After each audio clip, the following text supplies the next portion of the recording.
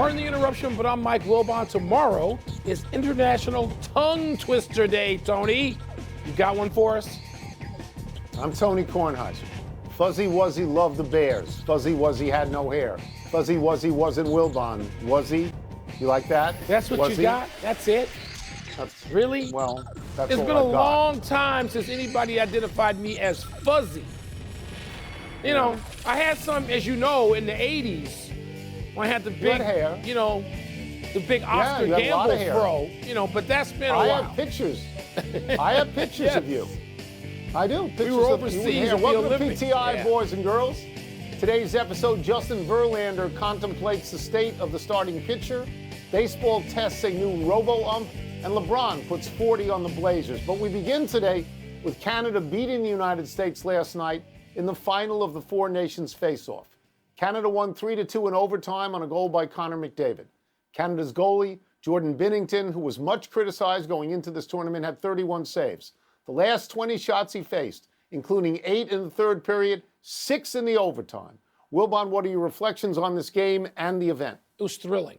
It was exhilarating. It was. I was tired at the end of it. I called you to try to get you to get through the third period. I know I was unsuccessful, but you seemed that's right. spent after 2 periods, so I let it go. Yeah. But as you know, because you watched a lot of it, I watched all of it. It was amazing. Bennington is the MVP. I don't care what the vote is. They can't win the game without Bennington making a couple of saves. And by the way, he did it in the building in which he won a Stanley Cup 6 years ago in Yes. Boston. He did that as a young goaltender, and he does it again for Canada, which a lot of Canadians didn't even want him. They didn't think he should be named the goaltender for that team. And he stops Austin Matthews a couple of times where you go, no, the game's over. It's done.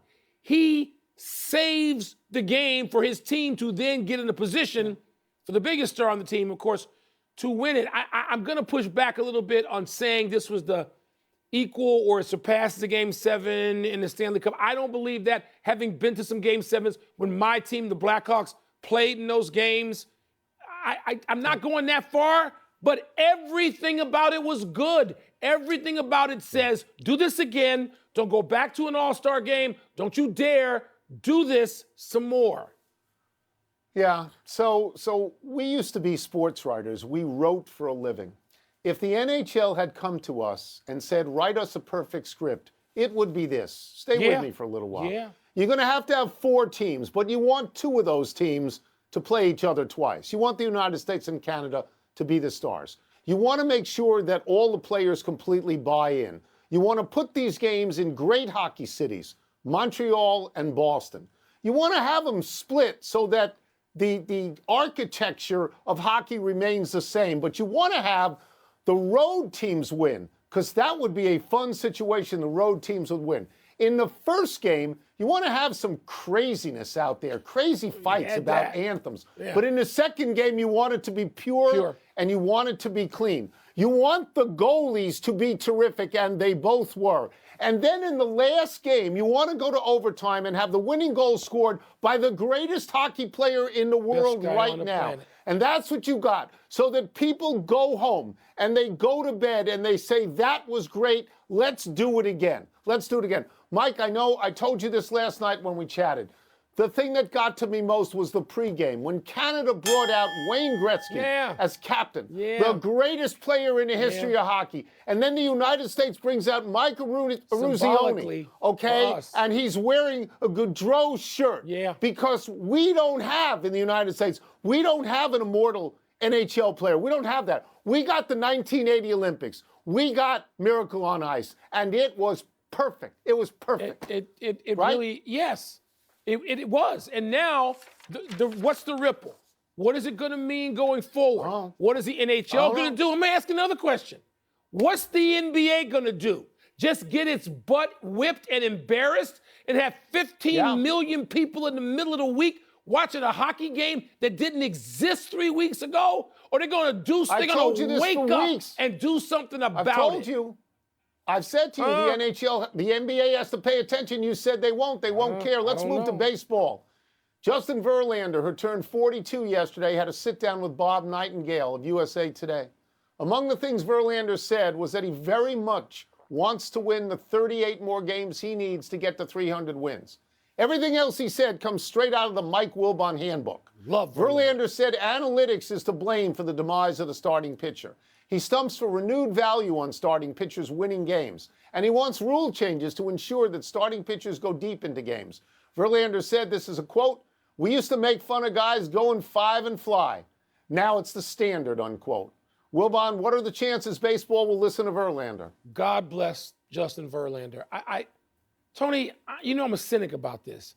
I think baseball is the most reduced sport of all relative to what it was 20 years ago, 40 years ago, 70 years ago. I just think baseball is just regressed. And the biggest part of it, the single largest part, is what has happened, the extinction of the starting pitcher. And baseball's attitude, let's just have a bullpen day during the World Series, in which case I go to Law and Order SVU. So right. God bless Justin Verlander for giving voice to this. A guy who's out there in the trenches. He has been a big star. He's pitched in multiple markets. He's been in the game long enough, and he came in at a point where people still completed games. 28 complete games last year. Talk about the NBA being embarrassed over the All-Star game. Major League Baseball ought to be embarrassed. But, Tony, I don't think we're there yet. I don't. I worry that Justin Verlander's voice is just like a call in the wilderness, and there's not a chorus. He needs a chorus behind him, like Sunday morning in a Baptist church, and I worry he doesn't have enough amens.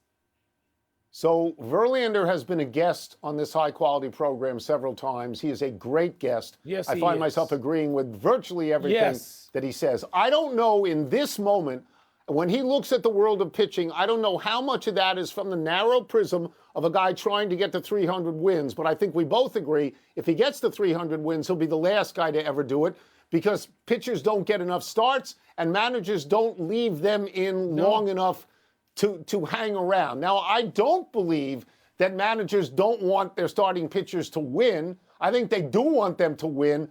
But they have found another path to winning, or sometimes the GM calls and says, too many pitches, get them out of here. Yeah. Okay? So, okay. Now, I don't want to just slam analytics, Mike, because I think analytics are a tool you use to get better. I don't think they're handcuffs. And Justin Verlander, when he went to Houston, praised the analytics in Houston. But having said that, I want to see pitchers go 7, 8, and 9. And let me say this to you, Mike, that if we know Rob Manfred for anything, he's willing to tinker with the game to make it better. Yeah. It's Rob Manfred's pitch clock. It's Rob Manfred's no defensive shifts in the infield. It's Rob Manfred, universal DH. It's Rob Manfred, ghost runner. He's like the Wizard of Oz there. So I am hopeful. I am more hopeful than you are. Good. I am. Spread the gospel. You and Justin Verlander spread it, because I don't know that baseball's invested. I don't know that baseball sees itself looking over the cliff just yet. They pull themselves back by shortening the game to 2.5 hours from 3:00, whatever it is. But I don't think they see this, Tony, as anything that's going to necessarily enhance it. Maybe Manfred does. Maybe with Theo pushing him in the back, he'll get there. One can hope. Yeah. See. Baseball is testing something new this spring training. Yesterday, Cody Poteet of my Cubbies became the first pitcher in the majors to challenge a ball strike call. Poteet appealed the umpire's call of ball by tapping his head, and a computer simulation on the scoreboard ruled it a strike, reversing the call.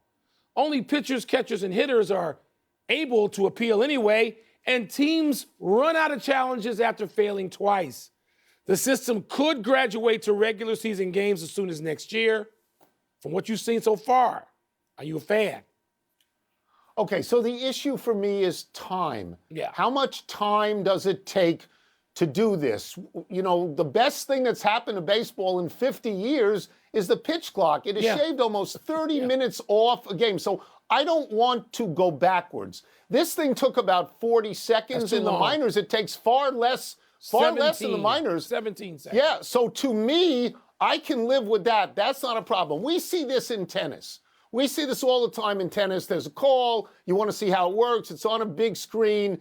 The crowd really gets into it. There's a notion that it's clear. There's no ambiguity to it. So in that sense, I'm going to be for it. But Mike, I've also heard that it's possible the strike zone that's on your TV when you watch a baseball game will not be there anymore to accommodate this. That's a deal breaker for me. They have to adjust it. I want to see this. They're going to adjust it. They'll figure it out. Look, I go to enough games. My seat, the seat I have, which is different than you and your VIP seats in the third row at Nats games, I sit in the upper deck right on top of home plate at Wrigley Field. And what you realize, Tony, is the view we get, which is over usually with the right shoulder, it's slightly off. And I've had people explain this to me over the years. They can play with that. They can get that exact. I'm for it. But only, like you, 17 seconds is about my limit. That's it. I didn't know you can't go to 20. Don't give me 45. And I understand it was new yesterday. I'm fine. You got to play with it. You got to experiment with it. You got to get it right.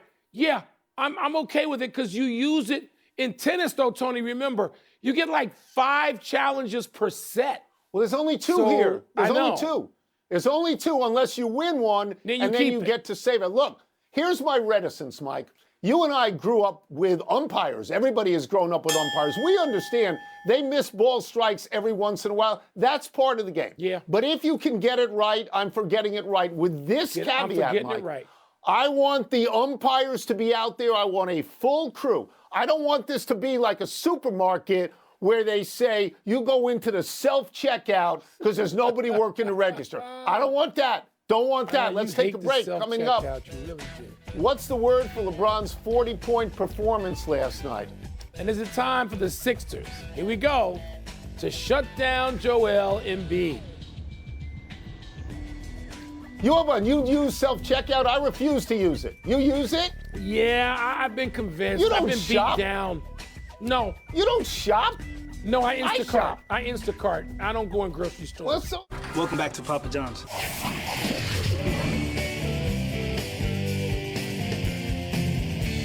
Time to get spectacular with our vernacular. That's a good line. What's first? LeBron's performance in a win over the Blazers last night was blank. My word is redemptive. He had 40 points. I think he was 14 for 24 from the field. He did it without Luka, who did not play. He did it in a back-to-back on the road. His coach, J.J. Redick, said of LeBron, this is a quote, he sets a standard for how you're supposed to approach this craft, unquote. So I think this was LeBron talking to Brendan Hayward, saying, oh, yeah? And saying to Brendan Hayward, they pay me to win regular season games and playoff games, not exhibition games. And by the way, the Lakers pay me, the league doesn't pay me. And I think he was also saying to Luka, this is still my team. Love having you, love working with you, but this is still my team. He's 40 years old. He's having the best year anyone that age ever had in basketball. Amen. But Tony, he had to. It was necessary. That's my word. Because the Lakers had lost to Utah. They had lost to Charlotte, 2 of the 4 worst teams in the league, and they went to Portland, which has been a bad team, but I'm really glad for my man Chauncey Billups. Portland had won 6 straight road games, and I thought the Lakers were going to lose that game last night, particularly when Luka wasn't going to play. Yeah. LeBron saved them. It was necessary because you got teams coming up on the rail, including Sacramento, Golden State, Dallas, the Clippers, Minnesota. The Lakers can't afford, even though they're ahead of them, even though the Lakers had a fine first 2/3 of the season, they cannot afford to go into some tailspin now because they still got to figure out how Luka and LeBron are going to do this. So those two have to figure it out. That's only fair. But in the meantime, you cannot go and lose 3, 4, 5 in a row. It was necessary for LeBron to do that. And it's a good word. I'm just saying this was also aimed at Brendan Hayward. Good win. It was aimed at Brendan Hayward. What's next? The Sixers would be blank to shut down Joel Embiid. Ooh. My word is justified because he can't play. Yeah. He was off for a week, Mike. He came back. He played 27 minutes in a loss. He shot 3 for 9. Okay, it's not working. So they would be justified in shutting him down. But it's also true that he's had stuff happen like this before. And then he gets out there and he plays a couple of good games, 3, 4 games in a row. And suddenly the Sixers are kind of sort of a threat in the playoffs. So while you can justify shutting him down, you don't have to, because this is the arc of his career. Tony, it would be strategic too, because you're looking at a draft that is supposed to be, in Jay Billis' reminded us of this last week. A really good at the top and deep. And if you're the Sixers and you are considering, apparently, shutting down Paul George, too, who's got knee issues, then you're looking at the lottery. They can't even catch the Bulls for a play-in spot. So then you're looking at that. And I don't know who a big is, if there's anybody out there who down the line could sort of replace even the numbers, much less the impact of Embiid. Malowich, the kid at Duke, the 7'2" kid, he doesn't seem like that now, but I don't know how the draft is going to shape out with not yet. Not with, well, Olajuwon averaged like 7 and something his freshman year too, and then oops, look what happened. So you big kids take a longer time to develop. I don't know. But Tony, let me give some credit to our friend Kendrick Perkins, who I know I was sitting with a couple of different times, and he said, hey, this is not hard. Sit Joel Embiid. Sit him down, force him to sit down. You cannot get through with this. You can't limp through with Joel Embiid doing this.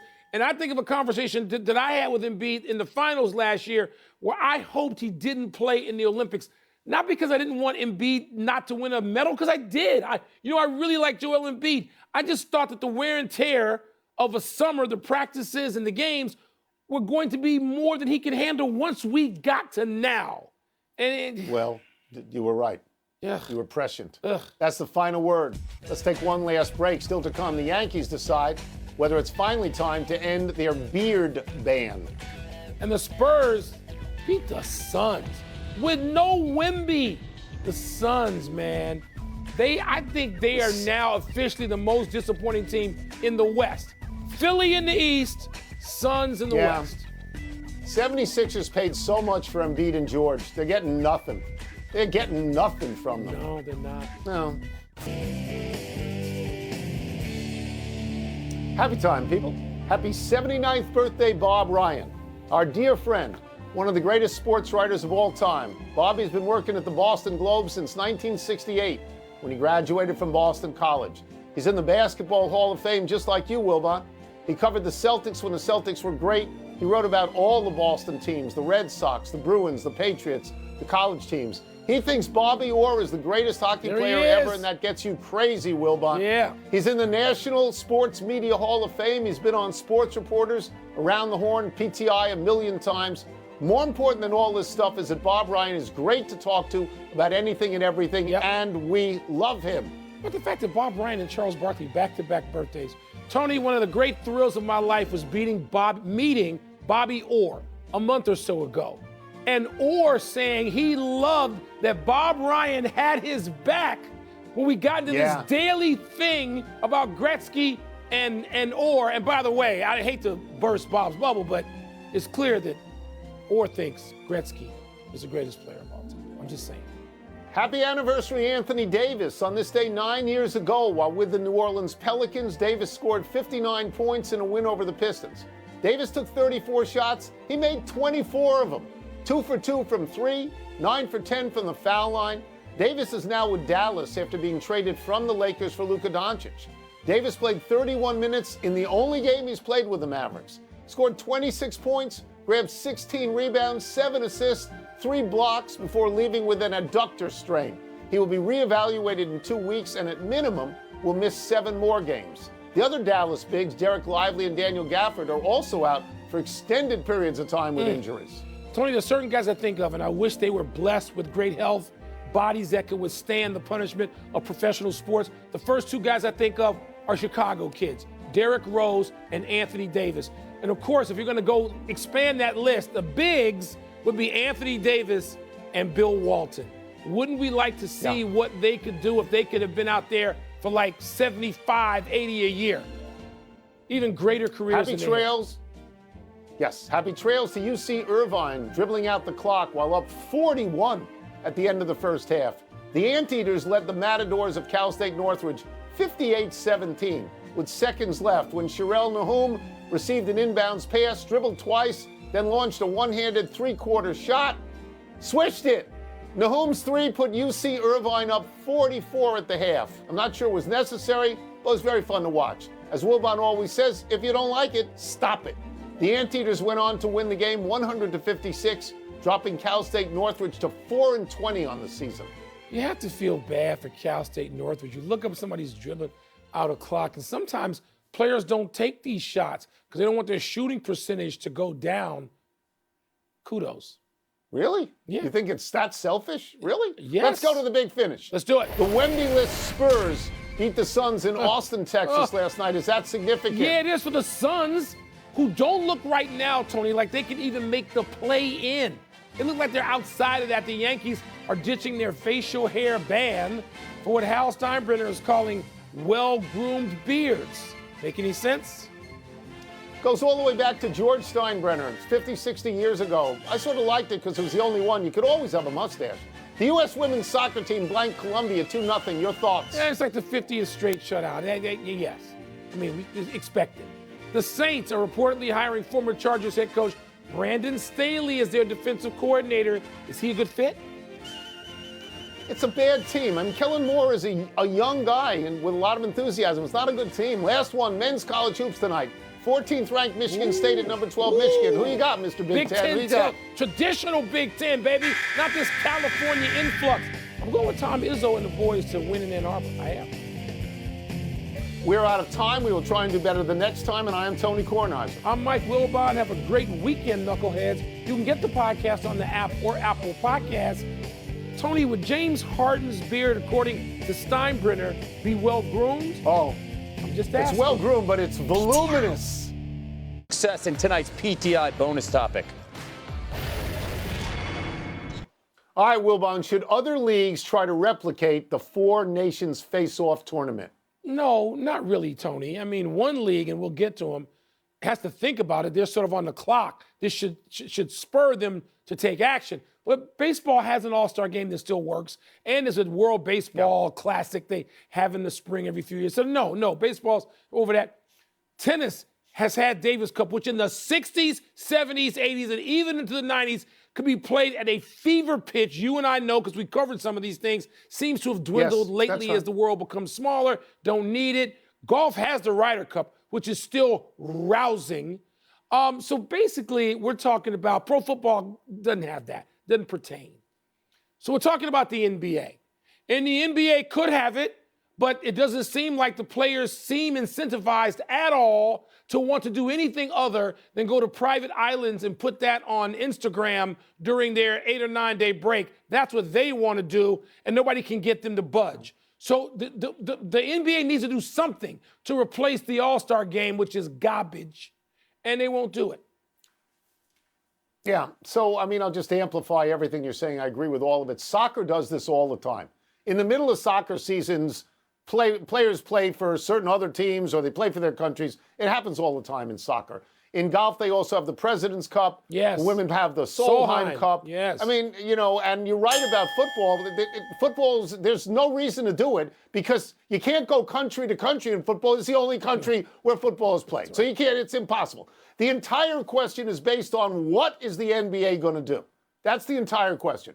You have, for years and years, advocated a game, the United States against the world. I watched this Four Nations face-off and I thought, well, what if you had four countries? What if you had the United States and Canada and France and then a combination of Europe and Africa and Australia and Asia? I mean, if you put that together, maybe that would work. But whatever they decide to do, they got to get off what they're doing now. Yeah. Because it's no good. It doesn't work. No one wants to see it. And now they should have at least learned if you put something exciting together, people will come out of the woodwork to see it and be thrilled by it. But the thing is, Tony, and we were told this a million times by everybody, including PK Subban on this show several times, the effort, the inspired effort that went into that competition, that hockey competition, that ain't there. The NBA players don't want to do that. They made it plain. I've had conversations with enough guys. They don't want to put forth that effort during their break.